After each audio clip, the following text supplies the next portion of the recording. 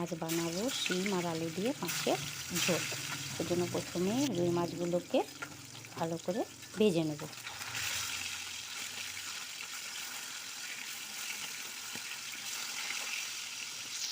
ভাজা হয়ে গেলে মাছগুলো একে একে তুলে নেব।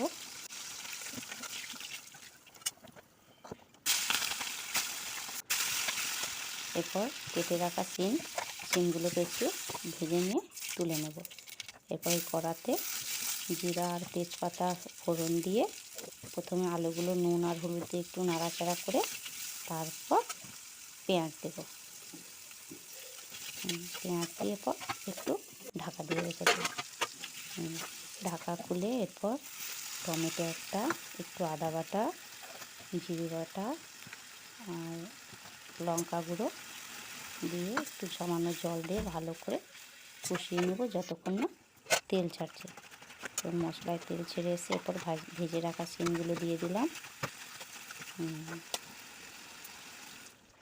এরপর আরও 2 বাটি মতো জল দিয়ে আমি ঝোলটা ফোটাবো। ঝোলটা ফুটে গেলে মাছ এবং ধনেপাতা দিয়ে নামিয়ে নেব। এইভাবে শিম দিয়ে মাছের ঝোল করলে খুবই ভালো লাগে, গরম গরম ভাতের সাথে খুব সুন্দর লাগে খেতে।